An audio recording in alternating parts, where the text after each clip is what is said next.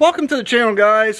Today I'd like to share with you, I had picked up a couple vintage pieces of machinery the other day at a speed shop that is going out of business. If any of you are looking for tools and stuff, great places such online. I found this on Facebook Marketplace, but you can always find some good deals on there. One of the things I picked up was this arbor press. As you can see, it is fairly good size and it was complete. I've been needing one for a while. I was just fortunate enough to see this in the corner of the shop. Now, if you've seen any of my other videos, you know I have a 2x48 Kalamazoo belt sander, which I made a new table for to make it bigger. That was one of my complaints, that the table wasn't big enough. But I found this 6x48 Rockwell machine. Has a huge table on it. Everything works on this. I just had to get a new belt. I grabbed one from Harbor Freight real quick. Seems to do the job really well. Now, I've had a benchtop model drill press for years, but one of the main reasons I wanted to go to this closing speed shop was this. It is a Craftsman 150 floor model drill press. I just wanted a floor model. Now, some of the problems it had with it, I did pick this up for $100, which I think is pretty good, but as you can see, it is missing the quill lock. It had a cable sticking out of it. It was arcing whenever he went to test it, but I figured the motor would probably still be good. I did notice the step pulley was a little wobbly and stuff. I don't want to use this as well because this size here only gets you down to about 600 RPMs. And I want to get this down a little more in order to use it for metal. Now, as you can also see up here, the drill press was setting up to this point. I am going to grind off this, or not grind, but I'm going to clean off all this paint.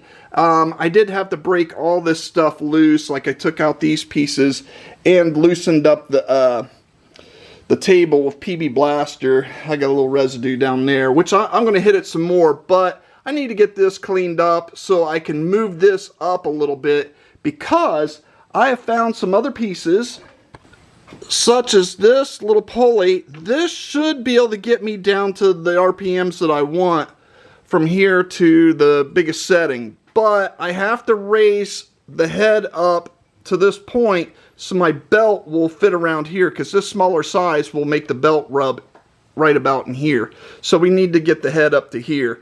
And it gets it to a little higher point where it's a little more comfortable to use.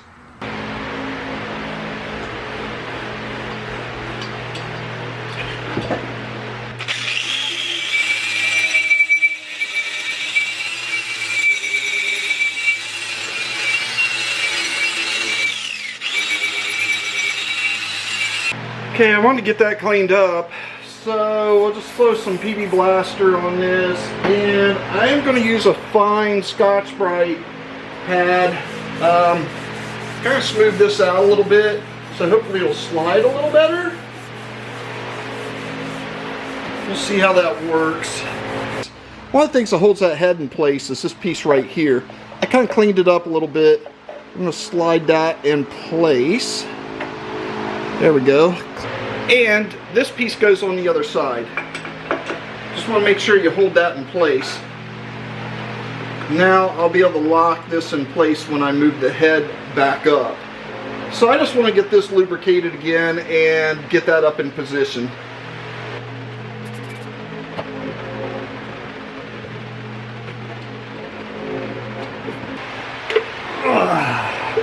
This is heavy. Okay. Wind up. Lock that down. Alright, now that I got that up, that's flush, I can put my pulley right here and should be able to get onto this larger one. One other thing that I did, the quill was kind of stuck, so I was able to get the spring and everything working on the quill pretty easy. It was just kind of gunked up a little bit, so it works pretty good now. All the manuals online says this uses a 45-inch, half-inch V-belt. But with me stepping this down a little smaller, I needed to go to a 44-inch. So I went ahead and got one of those. So basically, to line this up, I just want to get that right in there. Okay, this looks like it's lining up pretty good. Once I put this pulley on, the shaft comes all the way to the top, so I just need to lock that down. And on this particular model, all you have to do is lift up on this. There is a clip that goes down below, and you just put that in there and lock it down. In the meantime, I'm just going to lock this pulley into place with this set screw. Now I just want to clean this post up a little more so I can bring the table up.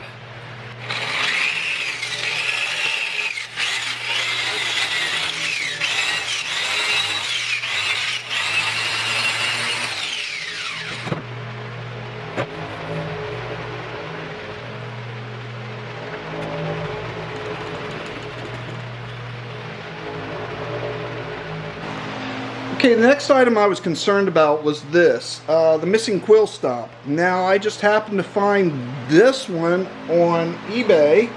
Got lucky, so let's go ahead and see what we got here, see if this works. Got that in.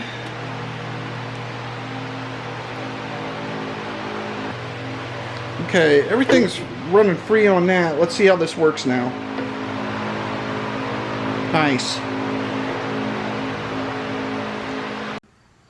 Now for the final step. This did not have a power switch on it when I got it, and the cord that was in there, it was shorting out, so I really didn't know if the motor worked. I'm pretty sure it's fine, but I went ahead and took a piece of power cord, stuck a grommet in here, made my connections, put some heat shrink on, and also made a section so I could ground to the housing itself.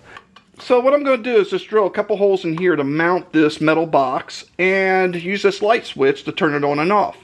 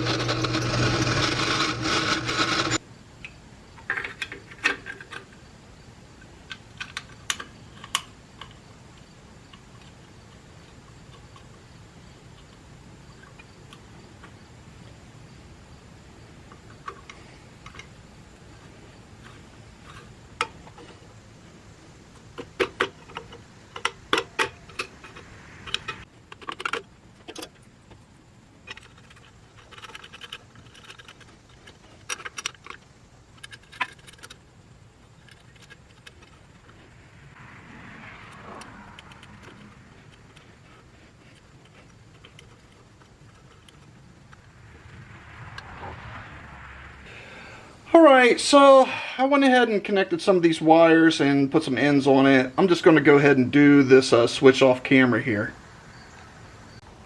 Alright guys, I don't know if you can see this, but my power cord coming in, I got my blacks going in, one to each side of the switch. Of course, I got my grounds coming from here. One ground is on the chassis of the motor itself. And as you remember, I wired those into the motor as well. That would come out to what the white is. So I just needed to make a connection there so it goes straight through.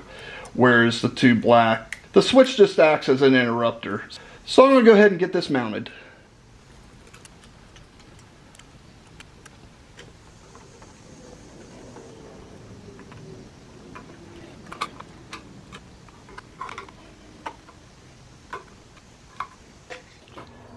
Alright, I got that all together, so now it's the moment of truth.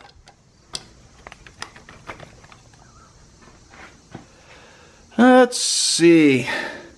Oh, it's working nicely. And the speed looks just about right.